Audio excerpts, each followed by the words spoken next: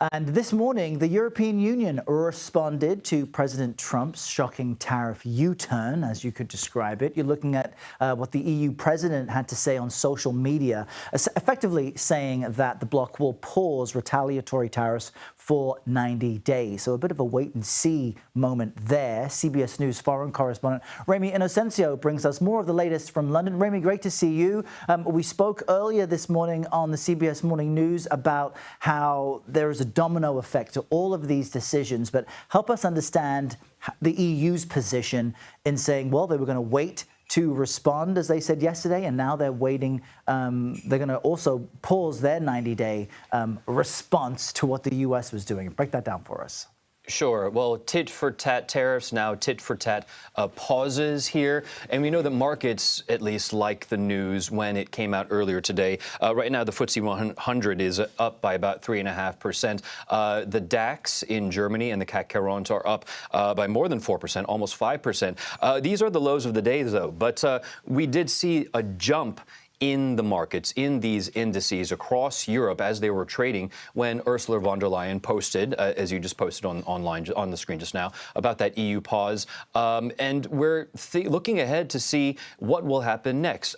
She said if negotiations are not satisfactory, then those countermeasures will kick in. And remember, those are roughly 25% tariffs on about $23 billion of U.S. exports to the EU. And also remember, they voted on that just yesterday.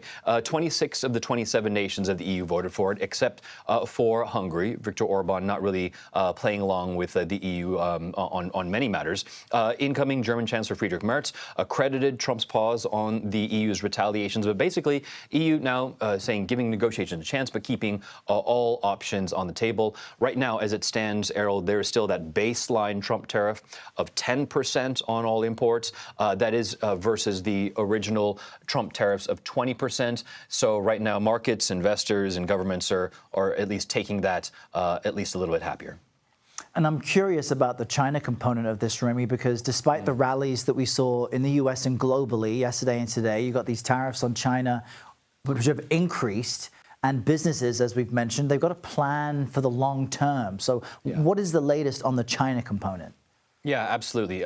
Chinese markets did rise, and we might have expected them to fall with that mind-boggling 125% slap of tariffs on the Chinese markets. But taking a look here, well, for one, you can see the Nikkei and the Kospi, the biggest risers overnight. The Nikkei up by 9%, the Kospi up by nearly 7%, major exporters around the world and to the United States. But if we go and flip up the boards, then we can also take a look at what's happening on Chinese markets. There you are.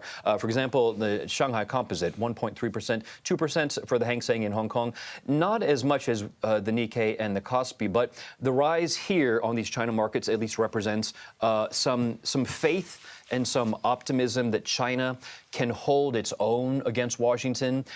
We already know, we've been reporting that they've been making the currency weaker, the Chinese yuan weaker, and that makes exports going overseas cheaper relative to other currencies like the United States, the US dollar, the British pound.